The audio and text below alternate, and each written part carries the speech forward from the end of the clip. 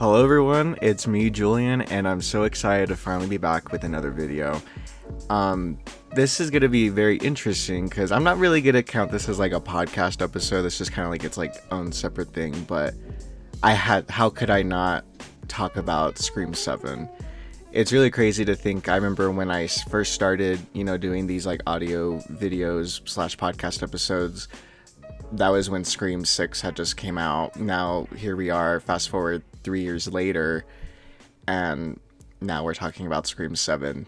And holy shit, guys, like I can't believe that just to even say Scream 7 alone is like wild to me. Like I never even thought, like had you had told me 15 years ago or even just 10 years ago when the show was out, like we would have 7 Scream movies, like I genuinely like would not believe you. I do have a lot of notes because I really wanted to talk a lot about what I think about Scream 7, since sadly there has been nothing but controversies and, just a lot of just like really just unnecessary behavior that went on between these past 3 years since Scream 6. Obviously, I'll dive a little bit into, everything that has happened ever since then. I don't really want to get like too far into it. I want to make this, a very just more about the movie itself and not about like everything behind the scenes that went on between 6 and 7, because this is the last franchise really that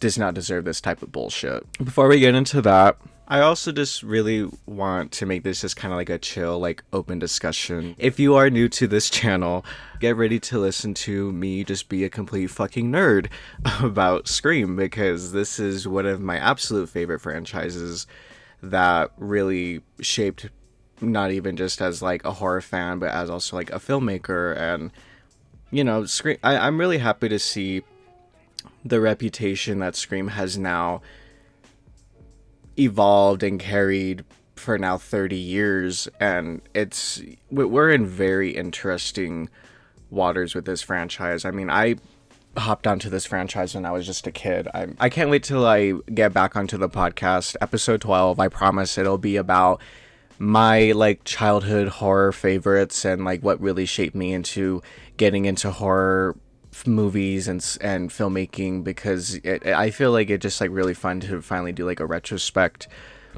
now in my adulthood to really talk about these things. But besides that, not to get off track, I just really would love to have just an open and chill discussion, even if it comes off as like rambling.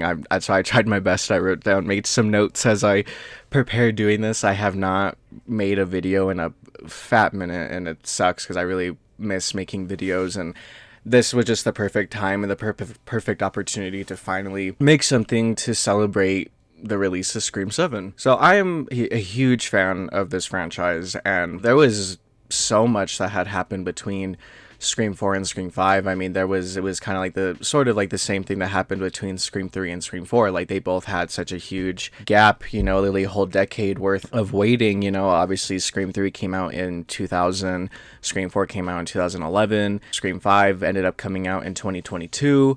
And between that time, we did get the television series, which was honestly kind of like its own separate thing. If you're not familiar with the TV show, I definitely still recommend, even though it's not at all like, it just kind of just takes the formula of Scream but really makes it its own. We do not have to talk about that shitty 3rd season.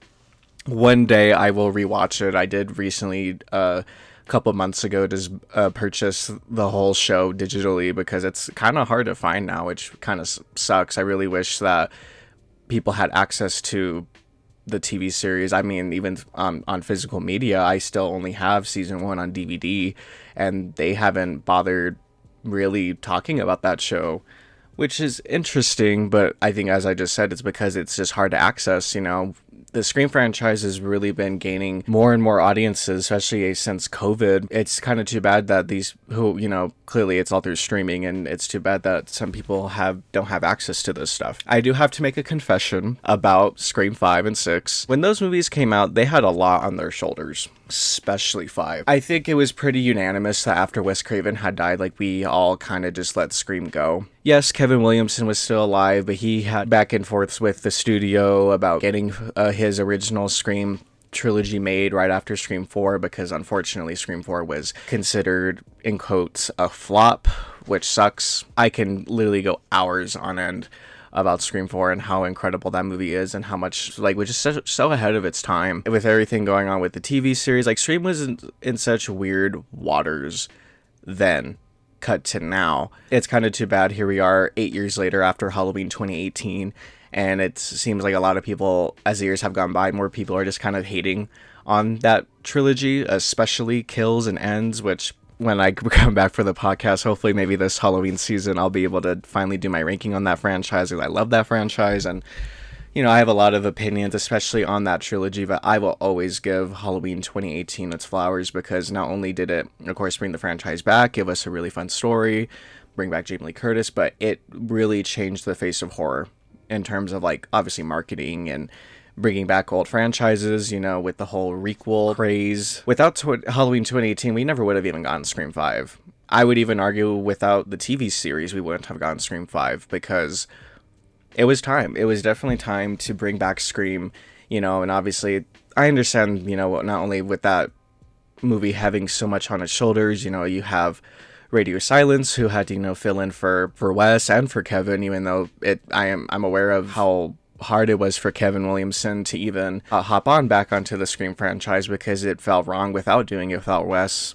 Obviously, if you're just randomly listening about Scream 7, I'm sure some should already know Kevin Williamson is the creator of Scream. He wrote the original script and wrote Scream 1, 2, 4, and has also co-wrote in Scream 7. But before we get to that, back to Scream 5. But yeah, Scream 5 had a lot on its shoulders, because for years the fans have always had like their own versions of how Scream 5 should have went. Obviously Kevin Williamson had his own plan of how things should have went, but we just never saw any of that come into fruition, because obviously with Dimension and I believe Miramax, you know, sadly at the time of when Scream was created, it was ran by the fucking devil, aka, you know, the damn Weinsteins. But now they're gone. So they had to sell the rights to Scream. Thank fuck they never sold it to Blumhouse. There was a time where I did drink the Kool-Aid and think like, oh, since, you know, Halloween 2018 was great, maybe they'll do Scream justice. Thank God. I honestly, of course, a part of me still kind of wishes, obviously, despite it being ran by the Weinsteins, I do kind of wish that it was still part of Dimension and wasn't sold, because, like, Paramount has done a decent job. It's all weird, you know, especially with where the Scream franchise is and the rights to everything. Like, it's kind of weird how Scream 4 is like owned by Lionsgate, but everything else is owned by Paramount now. It's everything just like weird. I think now retrospectively, 4 years later, which is even crazy to say, it's interesting to see how we all think about Scream 5 now, especially since where the story has gone at this point. But we needed to get Scream 5 and 6 to get to this point with Scream 7. Obviously, everything went to shit after Melissa was fired and Jenna had quit. Obviously, you know, I feel like she quit because it didn't feel right for her to continue without Melissa. And I definitely can agree that I definitely wish that we could have like really ended their story. I mean, I still stand by my theory. I did make a theory video, I believe 2 years ago,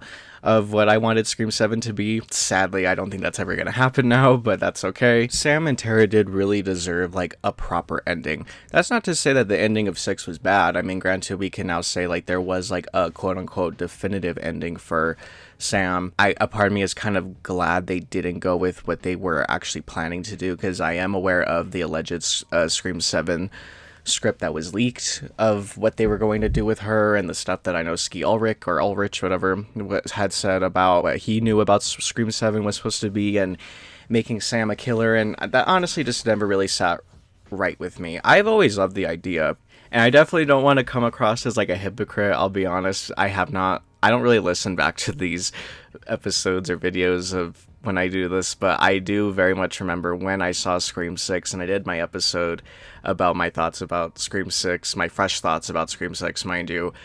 Oh, I fucking love that movie, because it was doing things that I never thought that they were even going to bother doing, especially since, you know, at that time we did not have Neve Campbell. But I feel like my opinions have definitely changed, because like I said, I have a confession. I have not watched Scream 5 and 6 since they have come out. I saw Scream 5 times in the theater because that was such a big time for me, especially because I couldn't believe that we even had a new Scream movie. Did not know what the future was to come, so I was just kind of like holding on to what I saw, and I was happy with what I saw at that time. And then obviously getting it physically, I believe I watched it maybe like once or twice, and ever since then, I just haven't really watched it. I would say mainly because after watching Scream 6, I didn't know what was to come. I mean, that's a very weird thing about these Scream movies that like right after they come out, something major kind of happens. Like Scream 5 came out, it was successful, everyone liked it, and then Neve Campbell decided that she didn't want to come back to play Sydney. So obviously everyone was a little hesitant after seeing Scream 6. Scream 6 was fun, it came out, we all enjoyed it, and then it was a huge success. I believe it was the best the franchise had ever performed. And then Melissa got fired. It's really like, it really sucks to like see like the like constant controversies that have been happening with this franchise that are unfortunate, and that's why hopefully Scream 7 will really change a lot for the better. I saw Scream 6 times in the theater. You know, obviously I do it because I love this franchise, and it is funny to say I've seen these movies as many times as I did. But after everything that happened with Melissa, and it really like changed everything for what we were all really going to expect, because it just like felt like we had something really good going, and it just kind of like got taken away from us. But I'm actually kind of happy that where we stand with the franchise now, and everything that was planned, everything that was kind of sorted out, because we're getting probably one of the most authentic Screams we will get ever since the very first movie.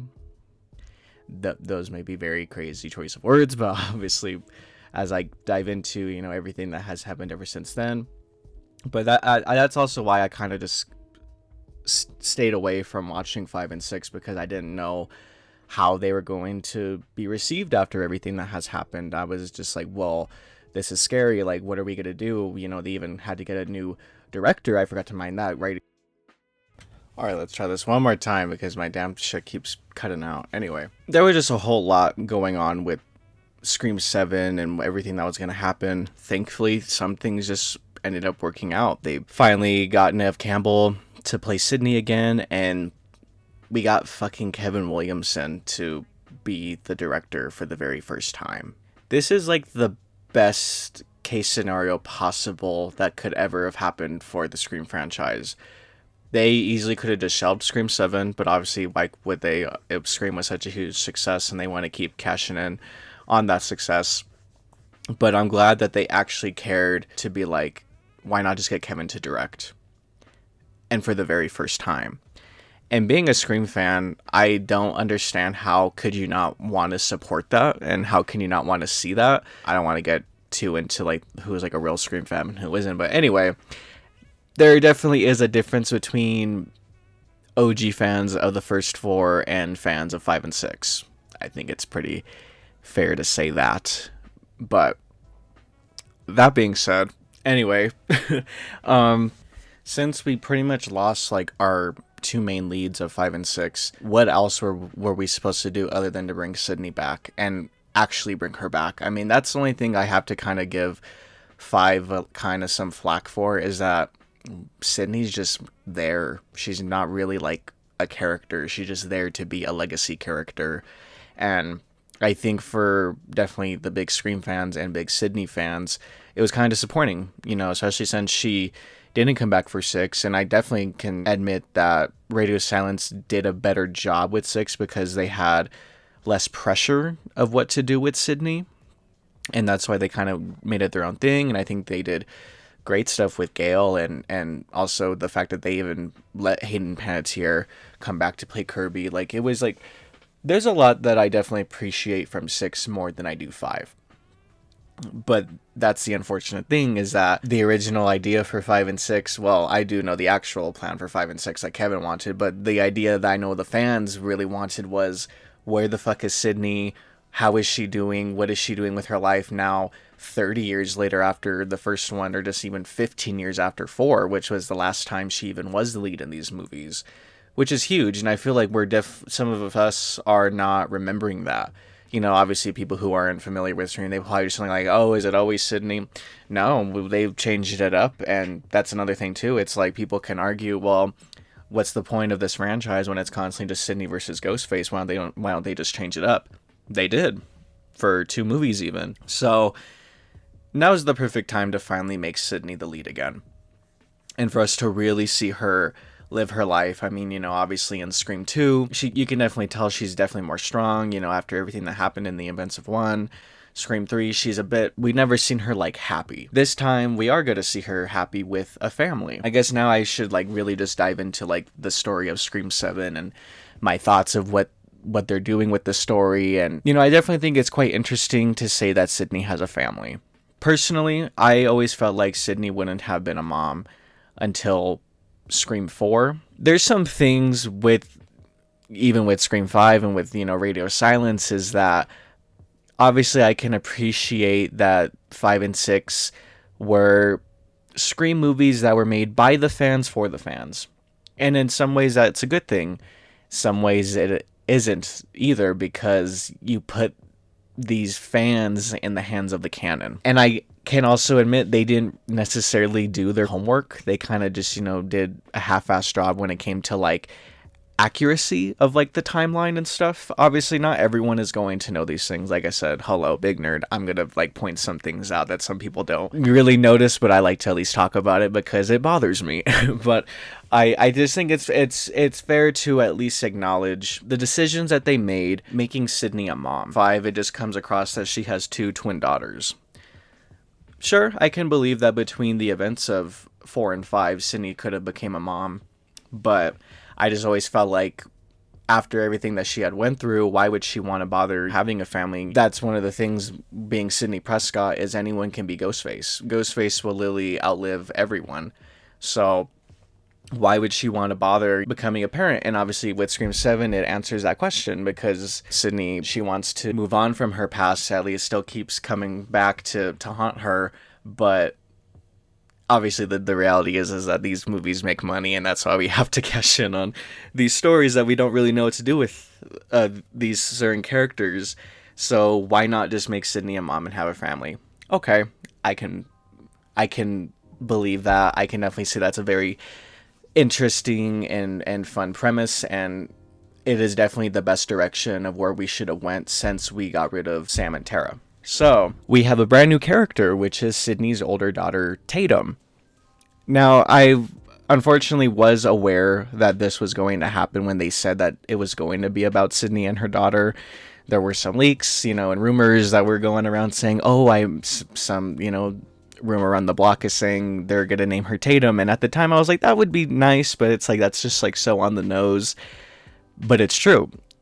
Sydney now has an older daughter named Tatum. You know, going back to like the timeline of everything, you know, they've really been like honing in on the fact that like this is 30 years after the original, and Sydney's older daughter is the same age she was whenever everything that happened to her in Scream 1, which obviously is really fun, really cool, and it's very much in vein of like Halloween 2018 and like the legacy characters having children to pass the baton to. You know, like this is, you know, very Scream to be following these like current modern horror rules, and it's cool to see that in real time. It doesn't make a whole lot of sense timeline wise, because that would have meant that Sydney would have had a daughter in Scream 4, and in Scream 4 she doesn't look like she has a child at all. Granted, don't get me wrong, I always kind of felt like if Sydney did ever have children, she should have a son, just because it subverts expectations. It is definitely kind of like obvious and on the nose to like instantly think that Sydney would have a daughter, but she has a daughter who is also somehow blonde. But we'll see how everything comes together. I don't want to be too nitpicky, especially since before I see anything, but I definitely, one of my things I hope to see with Scream 7, obviously, of course, it would be exciting to see, you know, who else is going to come back for this movie. I hope we get to mention Sydney's mom. I mean, let's not forget, this is how this all pretty much started, with the murder of Sydney's mom, and now that she is a mom and we're going to see her be a mom really for the first time. I'm not really going to count Scream 5 as much. I definitely hope we talk about Sydney's mom, Maureen. I just feel like it's very important, and you know, it doesn't matter even if people are confused and don't know who this character is. I was never mentioned in the previous 2 films. Who gives a shit? This movie is called Scream 7, So everything's kind of out the window in terms of like what can be mentioned and what can't be mentioned, even though I find it kind of redundant, since, you know, I understand that we have to appease to like new audiences, because people unfortunately don't want to watch the other movies. They just want to watch probably the first one, then head over to see the new one, when it's like, no, you gotta, some of you definitely should watch every single chapter for any franchise that has a sequel. But that's just my personal opinion. There's definitely a lot I'm excited to see in Scream 7, and we'll see how they pull it off, because let's not forget, this is all in Kevin's hands, and I'm excited to see how he does his own Scream movie for the very first time. The truth is, they did not plan this. They had to figure something out. They couldn't have Sydney be with like a 12-year-old. I mean, I think it was just easier and better for them to just say Sydney has an older daughter. Sure. I guess like we just have to accept the fact that Sydney just has a daughter that she just never thought to mention until now. An older daughter, even in Scream 5, it just looks like she only has 2 twin daughters. Anyway, those are just like those little things that kind of like bother me, but obviously we just had to accept that this was not planned, and we had to figure out what we can do to make a very interesting story for Sydney and pay respect to the original. Like, I think it is sweet that she ended up naming her daughter after her best friend in Scream 1, because Tatum, I always felt like, never really got her flowers after always being a fan favorite from the first one. That's why one of my favorite moments in Scream 5 is that Dewey like has her ashes, and like we like never really mentioned Tatum other than to like mention like her death. Like, I remember there was a mention of her like in Scream 3. There was a deleted scene that I've always felt like was important in Scream 4 of Dewey, her brother, talking about his dead sister. Like that I always found that kind of funny with Scream, that like we never really saw him like react to like her death. But that's why thankfully with these sequels we get these opportunities. Another huge thing to point out, I remember, we have to kind of blame Scream 5 for mentioning this, but there was always just kind of like that very few fans of like Mark Kincaid from Scream 3, and I always thought it was kind of funny how like he's never mentioned in Scream 4 either. Then randomly we get a mention of Mark from, obviously it was intended to be Mark from Scream 3 to be in Scream 5, played by Patrick Dempsey, and unfortunately Patrick Dempsey did not want to come back to this franchise, which I think is bullshit. I think it's really too bad. I'm aware of, you know, him saying it was because of the fires that happened in California, and that's why he couldn't come back to play Mark. I think it's all bullshit. I'm sure he just wanted his piece of the pie and just didn't agree. So they had to change it up as well, and now Sydney is going to have a different love interest, or also husband, in Scream 7, who happens to also be named Mark. Like, there's a lot of stuff that was kind of going after Scream 7 that made it seem like, oh no, this shit's gonna like fail and flop. But that was until that trailer had finally got released, because it took forever to finally get like anything for Scream 7. And my god, can I say that the marketing has been just stellar. I would argue it's been better than 5 and 6. The only thing that only bugs me with the trailer, I guess, is it's been so like copy and paste, like with like the title cards at the end. But other than that, I mean, the poster's probably the best one. It's my favorite one, at least. The logo, the fact that they're just calling it Scream 7 because everyone was so scared about fucking putting a number. That's why you can tell with Scream 6 they really tried to kind of like hide it with, be like, let's just put like a Roman numeral. Scream 7 said, fuck that, no, just put a 7, because this is the 7th movie, this is the 7th chapter. We can talk about other things than just the first one, even though, yes, this is also the 30th anniversary movie, which is incredible and really beautiful. Especially that poster that's obviously paying homage to the first Scream movie and finally putting Sydney front and center again is just awesome. I love that new poster that obviously is celebrating the very first one, the very first movie. It's fucking awesome. What is interesting about the main poster is usually Sydney's always front and center. Even in Scream 6, I'll even give it to them, no one's really like front and center, because everyone knows that Sydney has always been front and center of every poster. This time Gail is front and center of the Scream 7 poster, and I find that very interesting, and I also wonder why that is. I definitely think it's time to finally talk about like the big thing that was announced for Scream 7 that I honestly can't really state an opinion until I see what they do. But With 5 and 6, we had this huge like celebration of just like loving Billy Loomis. And it looks like finally we're going to be talking about Stu, because Matthew Lillard is going to be in Scream 7. At what capacity, I am not sure. I've always been a Stu denier that he's dead.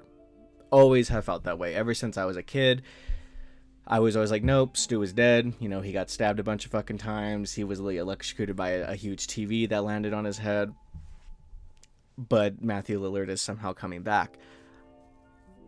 If they honestly, granted, let's not forget, Stu was always intended to come back for since Scream 3. People forget that's the original plot of Scream 3 was going to involve Stu and like a cult of Ghostface killers going after Sydney, but everything had to be scrapped because of everything that happened with Columbine, and no movie studio really wanted to deal with like teens getting killed, especially teens from like a high school being killers, so they had to kind of scrap Scream 3 and make it all about like Hollywood. Especially I'm aware of like the issues with like schedules with like Courtney Cox being on Friends, Nev Campbell being on Party of Five, so they had to. The story behind Scream 3 is very interesting, of why we never got that original story. Now that Kevin Williamson, who wrote that original script before he got replaced and for Scream 3, is in the hands of Scream 7, maybe we will possibly still get that premise. The only thing, though, if they say Stu is still alive, I'm not going to deny the fact that, like, that doesn't really make any sense when literally all the movies themselves have kind of hinted yes, because it's always been, like, a fan theory that, like, Stu could still be alive. But you're gonna tell me Stu's randomly just going to show up 30 years later and no one thought to mention it? It just, like, little stuff like that. But obviously these are just my fresh thoughts of what I'm thinking before I see the movie. Obviously after I see it, hopefully I'm not gonna, we'll see if I'm just gonna be like how I was with Scream 6 and just be like, oh my god, it was the best, I loved it. But I just want, I want to keep this fair and keep everything going smoothly and not just constantly feeling like I'm sucking this movie's dick that I haven't even seen yet. And we're also getting Stu's house again. And I will be honest, I am so glad we're going to say goodbye to that fucking house. I am so tired of seeing Stu's house all the time. Don't get me wrong, yes, that house is iconic. And I would argue, even for like the major Scream fans, yeah, we've always loved most of the locations of Scream. We have really made Stu's house a staple these past few years. And I'm excited that we're finally going to let that shit go.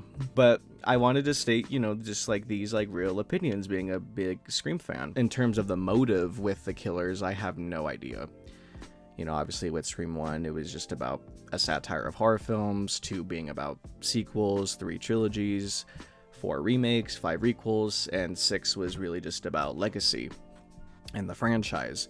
I really don't know what is like the meta subtext of 7, and I also don't know what the motive would really be for the killers going after Sydney. I'm assuming killers, right? I feel like at this point we have to admit it'll be multiple killers. That's another thing I'm kind of aware of, was the, I believe, leak of who the killers were intended to be for Scream 7, besides them trying to make Sam a killer. I don't know if I want to say anything, because for all I know, it could still be the plan for this movie, but I'm just going to go in, not really trying to analyze who the killer is. As for my first viewing, I just want to just watch it for what it is and to see how it all plays out. But I'll just say, the only thing we haven't done in terms of like killers with Scream, we've had duos, trios, one person.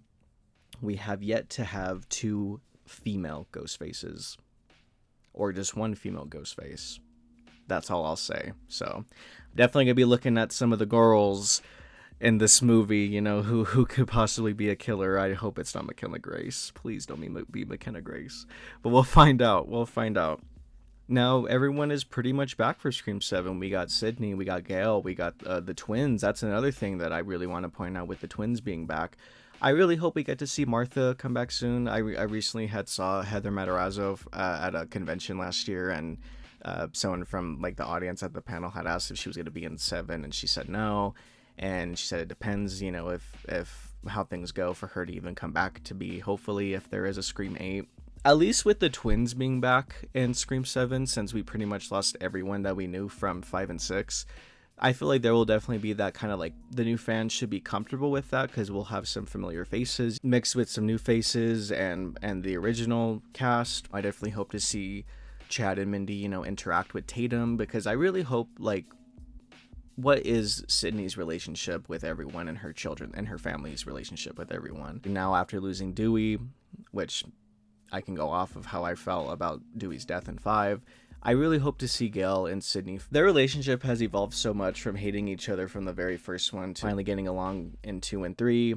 You know, Gail having her moment in 4, you know, being jealous of Sydney. And then in 5, you know, the two of them, that's something I will always cherish about the ending of 5 is seeing the two of them avenge Dewey. And that was the dynamic I was hoping we were going to have even stronger for 6. But sadly, you know, with Nev not coming back in 6, we finally have an opportunity in 7 to, you know, see where is Gail and Sydney's relationship. Is Gail close to Tatum? Is Gail like an aunt to Tatum? Is Sydney close to Martha and her kids? Are they like cousins? Like, you know, it's these little like sweet things that I hope we get to like see, even if it's like for a brief moment. That's another big thing that's unfortunate with Scream 7 is that it looks like Kirby won't be coming back. I hope she does, but it looks like she won't. And I really wanted to see Kirby interact with Sydney again since we haven't seen those two interact since Scream 4. But at least she got to interact with Gale in 6 and have a really fun moment in 6, even with how, you know, kind of goofy 6 was with like, when Wes did the Scream movies, if you got stabbed, you were dead. Like, even just stabbed once, like, you are dead. 5 and 6 is not necessarily the case, especially 6. Like, you know, everyone's kind of treated like a fucking pincushion at the end, and yet some people are still, you know, walking with like they barely have a bruise on them. We'll see how the logic goes this time around with 7 and how fun and fresh the kills will be in 7. And 2 things I really need to point out, since we're finally getting like an authentic Scream movie, you know, from the creator for the very first time, is them bringing back Marco Beltrami, who was the composer of Scream 1 through 4. Scream would not be what it is without Marco Beltrami. That score for all 4 of those movies are just phenomenal and are what make Scream. That's the biggest thing that was unfortunate with Scream 5 and 6 is that they did not get him back because they wanted to kind of stick with their crew of people that they were familiar with their previous movies, which was fine. Like, they still are talented and do a great job, but you're making a Scream movie.